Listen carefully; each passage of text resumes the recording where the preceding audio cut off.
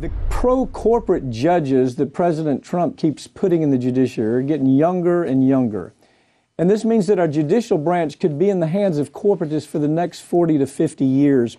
Let me tell you, I saw, of course, these stories are so rare because it's almost as if, it's just almost as if media doesn't understand this whole problem. They really don't. Right. You and I have been talking about this story for so long that, I can remember 15 years ago, us talking about court packings taking place, and that all that the liberal, progressive Democrats really cared about were social issues, gender issues, same-sex marriage, abortion issues.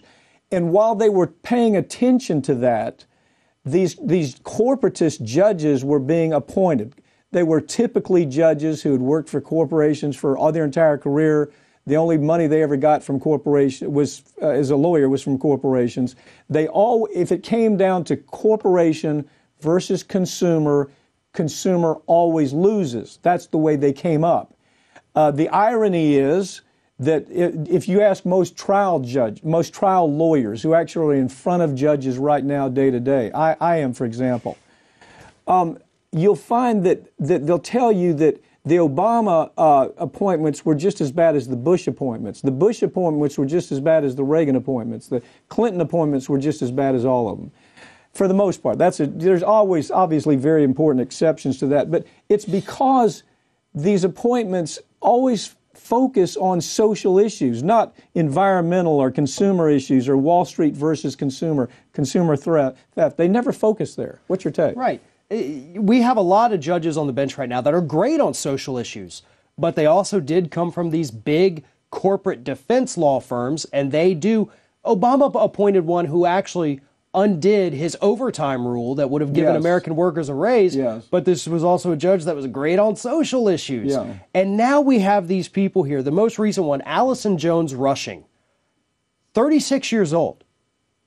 One of the youngest ever district judges. She has been confirmed. So you assume good health because it's going to be a high-paying job with great benefits. This woman can now sit on the bench for 40 to 50 years, depending on health. And that's just one. We've got Eric Murphy, Chad Riedler, 39 years old and 46. So not only do Republicans understand the real powers in the lower courts, but they also understand, how are we going to make this our legacy? Well, you do that by appointing somebody who's going to sit on that bench for 30, 40, even 50 years. The pitiful thing is, I've been practicing for 36 years. I have appeared in front of some of the best federal court judges ever. Great trial judges. They know how to take an important project and move it down the road and get resolution. But those are the judges that don't come in as ideologues. They don't start off as ideologues. They usually, interestingly enough, they're usually trial lawyers. They start as trial lawyers. They then move to a judgeship. They're trial judges, which is a big difference. A trial judge is so different than an appellate judge. For example, this Rushing woman you're talking about, I think she's tried three cases to verdict her entire career. She's tried 9 altogether. She's only handled 9 cases, and she's only taken 3 to verdict. She's 36 years old. What type of insight, what type of world experience does she bring to a courtroom? When I compare her to some of these very, very talented federal judges that I've been in front of, they have a life experience. They've done something. They're in their 50s. They've lived a life. They haven't been the boy for corporate America. They've come through this diverse path. But we forget the impact that these bad judges have on our entire society. And there's no way you can't say, well, they're going to get there and then they're going to change. No, that's not how it works. This is not a job you learn as you go. You have to know what you're doing from day one when that first case gets argued in your court. But to me, the big issue is that the Democrats, right now there's this big discussion, let's add seats to the Supreme Court to change the balance of power once we get a new Democratic president. And they're still only talking about SCOTUS. SCOTUS is going to hear 100 to 150 cases per year. These district courts, where 1 in 6 are now a Trump appointee, 7,000 cases a year, and nearly all of those, that's the final decision.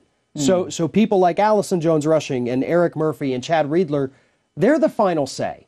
Adding 3 more seats to the Supreme Court, 5 more seats, 20 seats, it's not going to do anything to fix the problem. Here's part of the problem. As I look at this, this is a story. I never go to HuffPost. Right. HuffPost is on my list of places to go for information. HuffPost is always about last.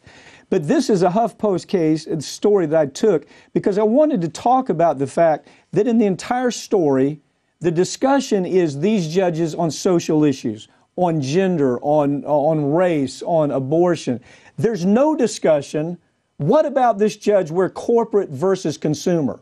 What about this judge where it comes to workers' rights versus a corporate interest, or corporate interest versus environmental? It's like these writers, progressives, not just these writers, are hung up on one thing, that it's all about social issues. Those are important, but where it comes to the bottom line is Americans are upset at the judiciary more because they get a bad deal where it comes to things like economic fairness.